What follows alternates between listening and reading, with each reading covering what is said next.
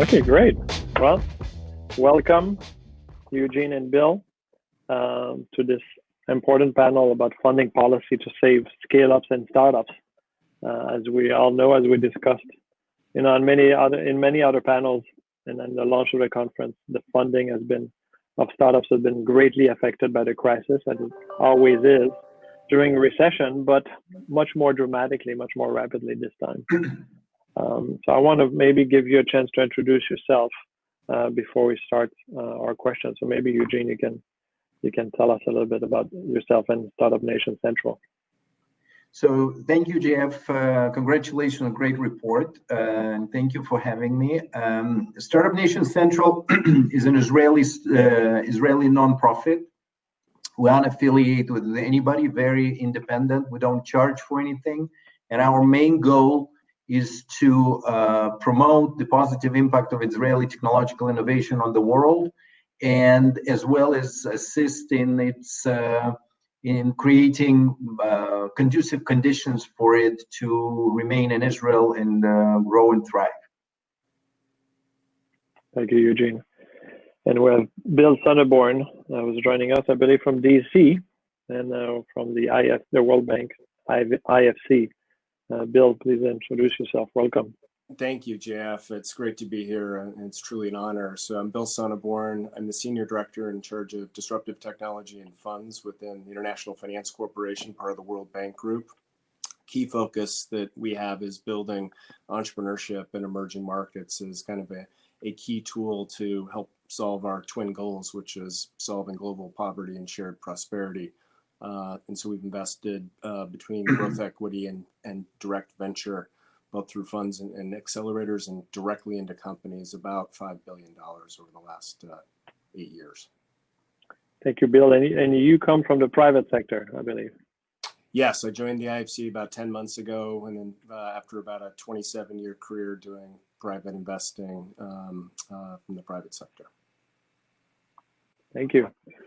Great to have you with us. And I want to kickstart the discussion really to talk about the immediate impact on startup financing and startup funding during the crisis, and maybe start with what Eugene has seen in Israel. Yeah, the Israeli situation, I mean, I presume that people read at least the highlights of your report, so I'm not going to go on things that are common.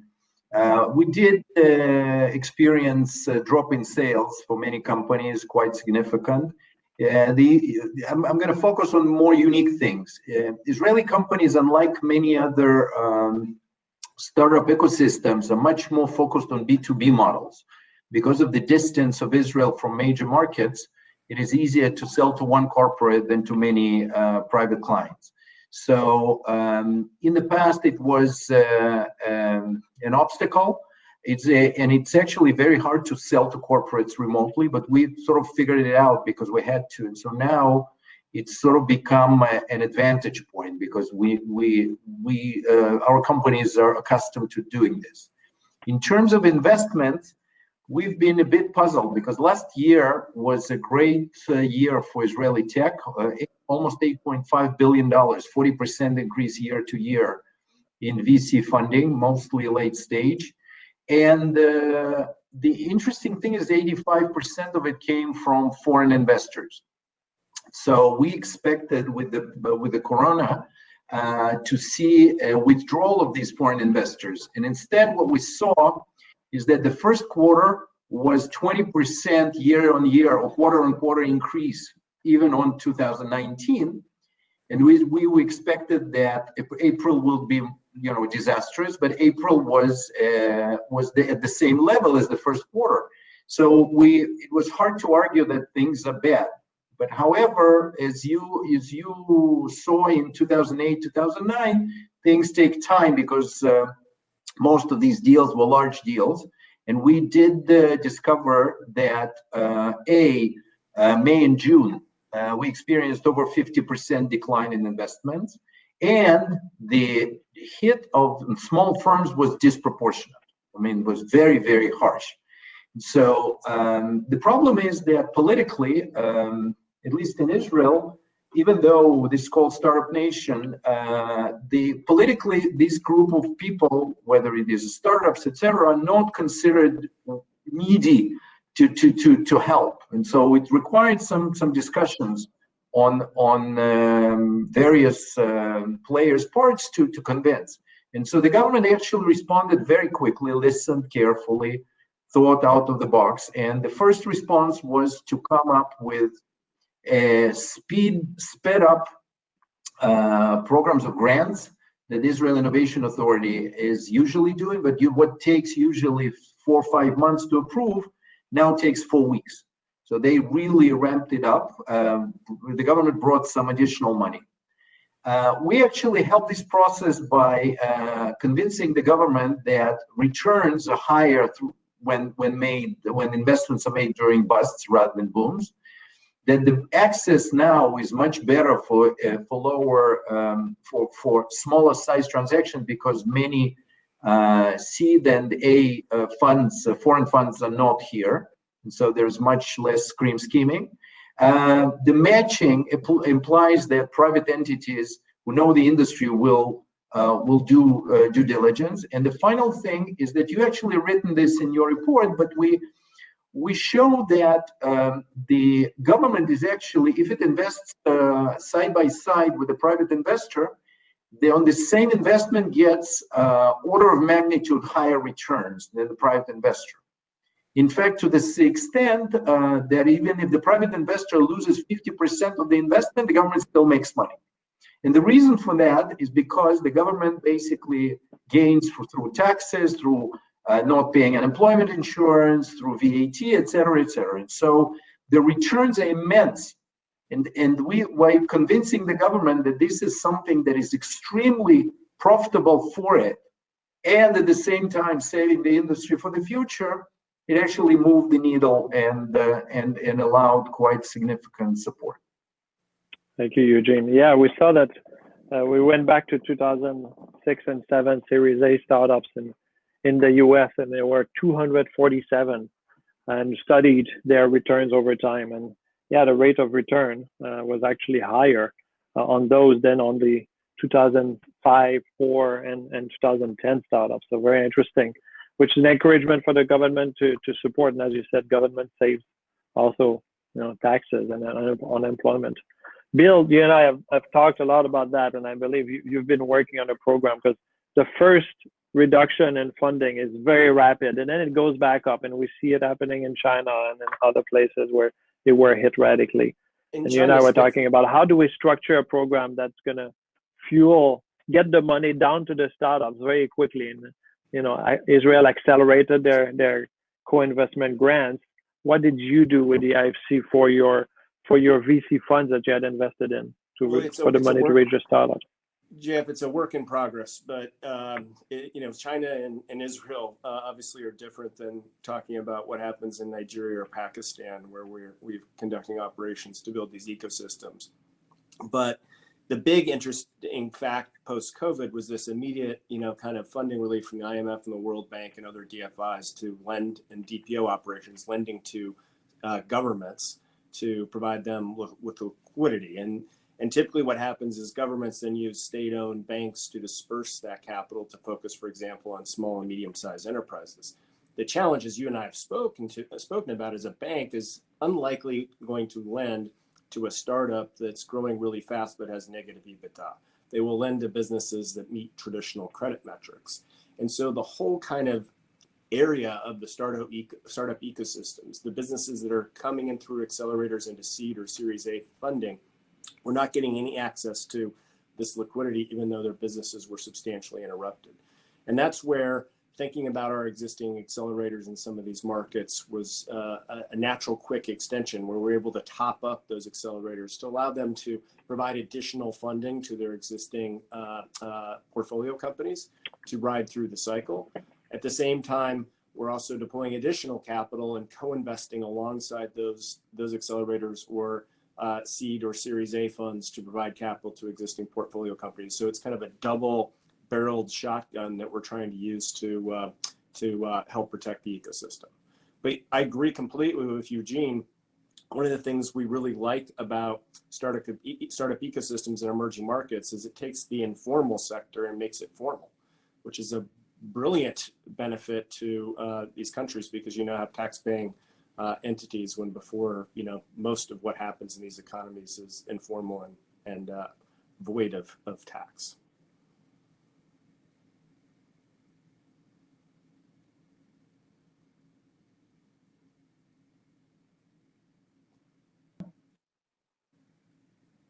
Did we lose JF? Yeah, maybe we'll just talk to each other until he comes back. Sure. So, so when you think of government policy in Israel, where it's just been a magnificent story similar to Estonia, of technology being such a small part of exports to now becoming the dominant sector of the economy that drives exports, what are the key lessons learned that we should take for other markets that are trying to follow suit? Well, I think that the biggest question, the beginning when Israeli case started being known, a lot of countries came and said, we want to just replicate what you've done. And it actually doesn't work. I mean, there's some basic, let's say, that you need to, yeah, we missed you. Being at the center of the tech universe does not guarantee good telecom access. Yeah, we started interviewing each other. Actually, Bill interviewed. Right. Thank you. So just to finish the sentence, that on one hand there is a finance continuity, there's access to markets, there is a conducive government policy in terms of that the good startups, if they start growing, nobody is taking them out. This is hard. It's not, and the size matters. So until you reach certain size, you're basically being picked apart. I compare it to sort of centrifugal forces that are tearing, and you need sufficient mass of both companies, but also supporting institutions to start having the gravity force that counters the centrifugal. And each country should find what's these gravity things that are initially would connect. And Israel connected it to various military experiences, various university experiences, some government programs that cemented it, but each country needs its own. And the second thing is that we found that connectivity, improved connectivity within the ecosystem is extremely important. That's why we started this Finder, and we now have this global Finder program that we give our platform to other countries, and they see a much closer connectivity as we did within the ecosystem. So that's what I would do. Great, thank you. So I wanted to turn back to the drop in funding, and there was. I think you're on mute. Really? No. No, I can hear Jeff. Yeah, you can hear me. Him. So interesting. So there was an immediate drop in funding that we saw up to 74% in China and 30-40% in Eugene. You said this is happening in Israel, but we saw a rise, and then the second wave that we expect is what happened in 2008, 2009, which took 12 to 18 months before really the VC funding contracted to the order of 50% in Series B, 33% in Series A. So the worst is still to come in a way. And what was very interesting is what I think, Eugene, you started, structuring for the government that cannot invest a massive amount of capital in Israel, and it's true of many countries. And how can you design a structure to bring the large funds into funding tech? Can you explain to us what you've structured? Yeah, Bill, can you hear me? I can hear you, but not JF. Okay, so JF asked how Israeli government structured the funding through institutional investors. So the basic realization we helped the government in this process, that even though the investments for the government are so profitable, the government has much more pressing needs, and the allocation of the very dire budget needs is not going to be massively to startups, because it's to investment in startups, because unemployed people who have welfare, etc., they would of course come first. But if you take the fact that the government is going to gain a lot, both immediately and in the future, it doesn't have to invest itself. It just has to share its future returns or future upside with those who can invest, who have enough or large amounts of free capital. And these are basically institutional and private high net worth individuals, or even not high net worth, just people who want to save significant amounts and would like to invest and get these returns. And so what we did is that the program was developed together with the government, and the government launched it last week. The program is open to institutional investors, investment banks, who will invest in Israeli-based tech companies in the next 18 months. There are some conditions, but basically there's no intervention into how you invest, apart from the fact that it is investment not in debt instruments. It's anything from pure equity all the way to SAFE, CLAs, convertibles, etc. And the government provides a guarantee of up to 40% downside. The first loss is on the government over 8.5 years. And then if this investment yields more than government bonds rate of return, it takes 10% off the excess return. So what it does, it actually goes, it takes I would say the alpha of the government, and the alpha of the government is enormous, and takes part of it and gives it to the institutional investors. On the value, the option value of this is about between 15 to 20% of investment. So it's a sizable part, but it's not, the government is not involved in the investment. The investment is made through professionals. It can be done through VC funds, with angels, co-investments, direct investments, whatever you want. And the program actually achieves two goals. In the short term, it alleviates liquidity crunch. And in the long term, there is a uniquely Israeli, or maybe not uniquely, Israeli phenomenon where vast majority of Israeli ecosystem, which is quite sizable, like I said, $8.5 billion last year, is funded by foreign investors. So, and Israeli institutional investors invest tens of billions of dollars every month abroad. So it doesn't really make sense. So the long-term goal is to bring them to invest in the industry as well.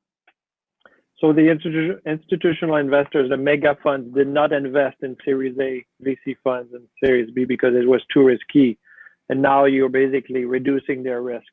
I think we'll guarantee your first 40%, and in Israel, VC funds have positive returns, so your loss is really theoretical, right? It's a guarantee, but all expectations that you're not going to have a loss to guarantee. You're and exactly that brings right. them their capital. You're exactly right. There's one thing that needs to be mentioned, is the value of technologies we saw from the publicly traded companies went up in the crisis, whereas the valuations went down because of the liquidity crunch. So you have a perfect thing. So it's almost like doesn't cost.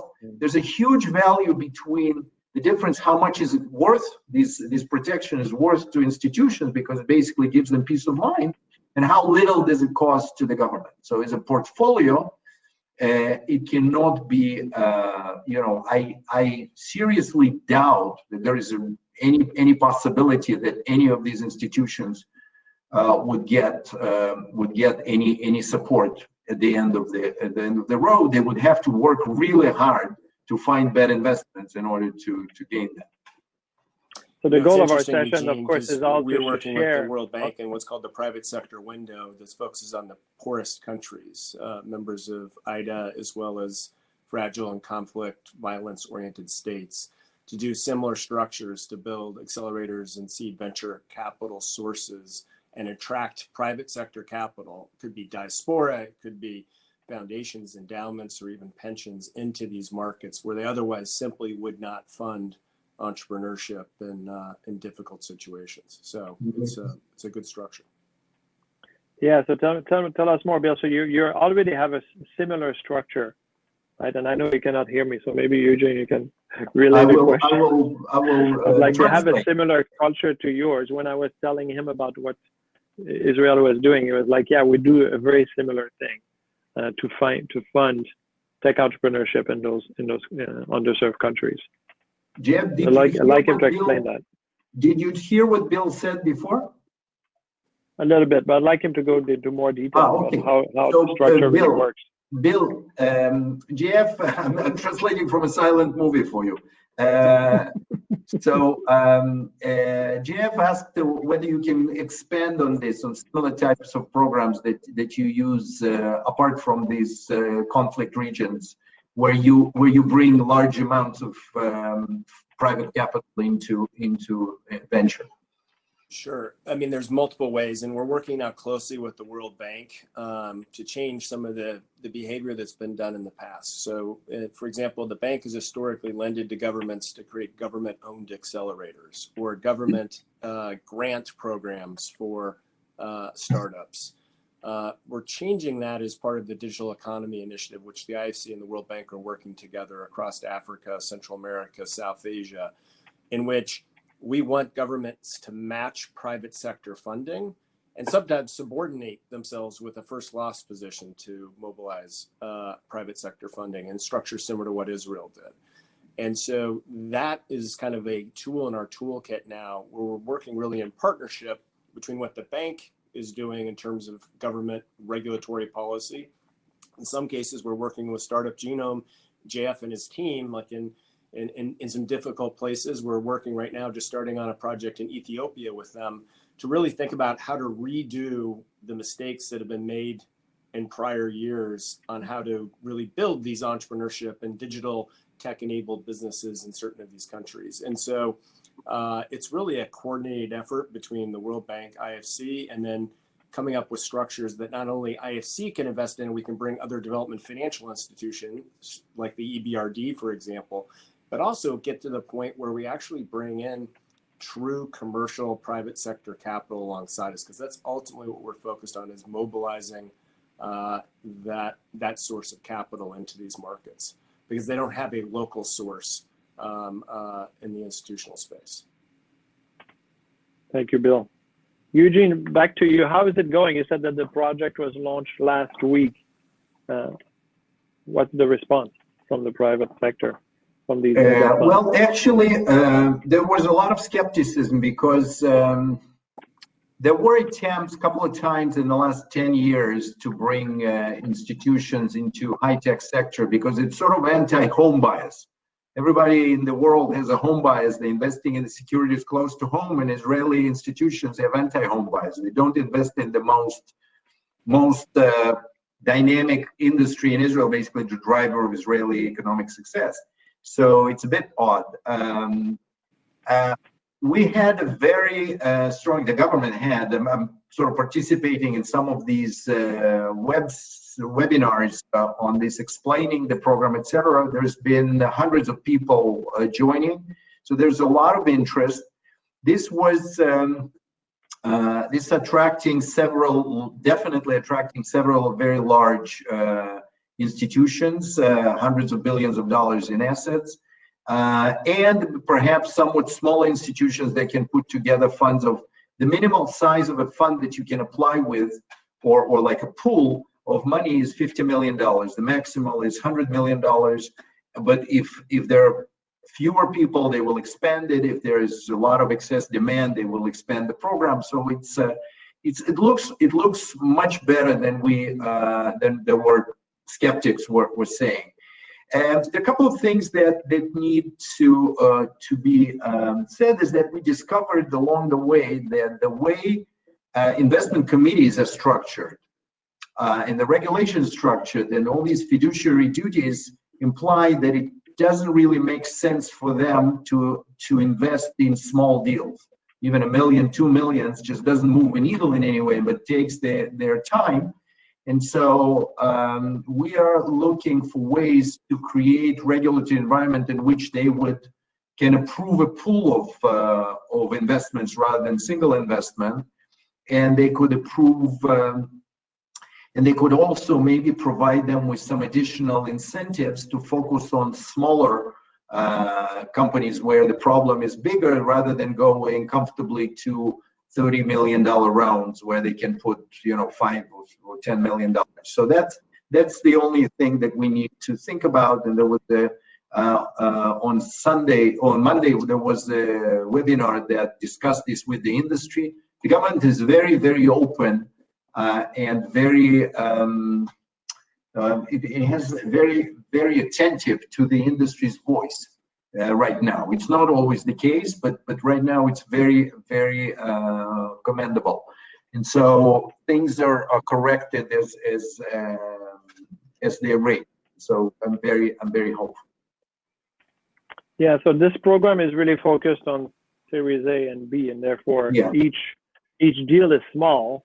Right. They want to pool and invest in funds. Exactly. But what I had heard from Haggai Levin from Israel Innovation Authority is that you had decided not to allow these funds to invest in VC funds. Right? They have to create their own funds or their own deals. I think there was maybe misunderstanding. The idea was to allow any type of investment. What it didn't cover is that we said, look, we're going to guarantee your actual returns, not at the beginning, there was an idea of guaranteeing 30%, including the management fees. And today we said, we're going to guarantee 40%, but without management fees. So, which is roughly the same, but it doesn't introduce any bias that I'm saying I want to introduce. If you want to invest with fees, it's up to you. If you want to invest without fees, it's up to you. Do it whatever way you want. There's very little. You can do it through the co-investment fund. You can do it deal by deal, whatever you want. And so there's very little. So you're going to invest as LP in a VC fund. Yeah, that too.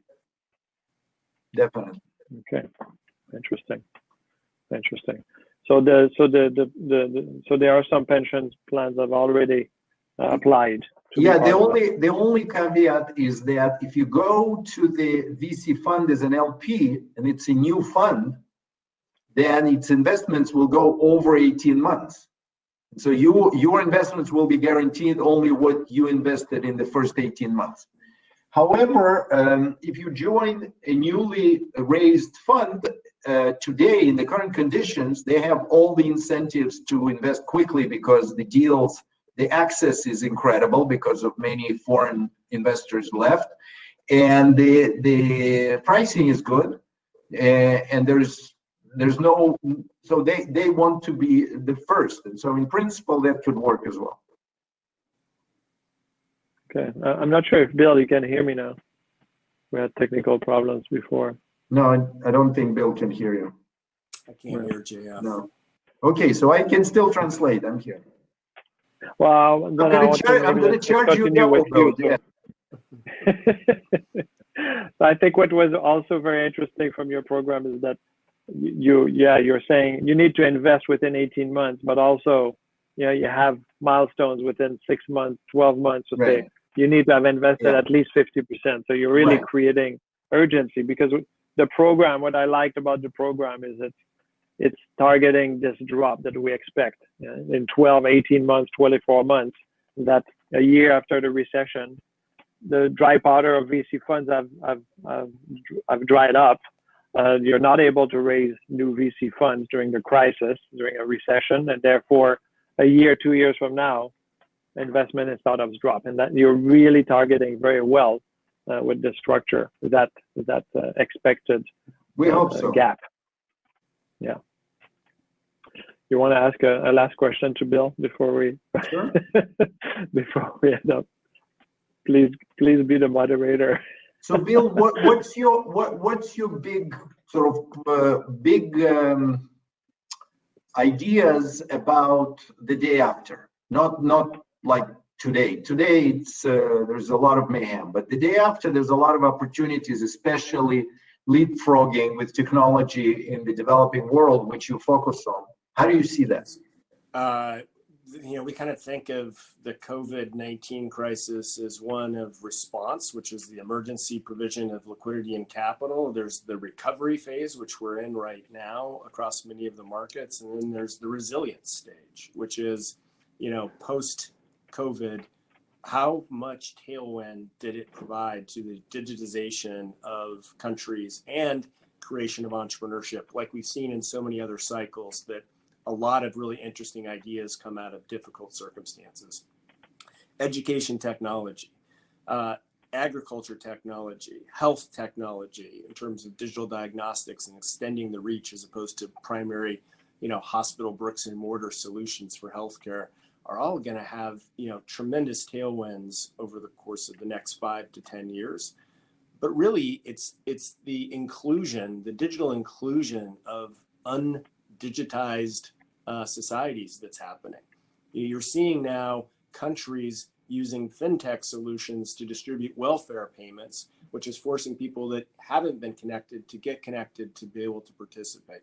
And so when you think about the opportunity in poor countries to have people globally connected, which now gets them access to financial inclusion through financial services and other things, as well as other businesses, it's a tremendous opportunity for the globe, because we're going to bring a lot of people that aren't part of the global economy into it over the course of the next 3 years. I think I would just Thank you so much, one. Eugene and Bill. I think we're at the end of our session, or even 1 minute over. Maybe a last word, Eugene, if you want. No, that's okay. I would just add that the big change will be also in supply chains reallocation, because of course resilience. You were talking about the resilience stage. Both countries and companies look for much stronger resilience. That will imply a lot of industry 4.0 and a lot of opportunities for various developing countries, which will be basically, potentially attracting all kinds of, manufacturing and the logistics, etc., to improve the resiliency in face of events like this. Agreed. The dependence on China, for example, was a clear problem in the supply chain through this crisis, and so you'll see more onshoring of manufacturing capability around the world, which I think with robotics and 3D printing is not necessarily a bad thing, but it may not long-term solve the employment challenges. Right. That's going to have to come through entrepreneurship. Exactly. Thank you so much to you both. And Bill, I wish I knew sign language. I could tell you the same thing. He's thanking so you. much for participating, Thank you, Jeff. in this channel. Thank you, Eugene, for bringing this new methodology to inject capital into tech startups, while the private sector retract, even when governments don't have enough capital really to do so, but really guaranteeing the return so that the big funds can come in. Thank you so much, and enjoy the rest of the conference. Thank you, JF. Bye-bye. Congratulations on the great report and its release. Thank you so much to you both. Bye-bye.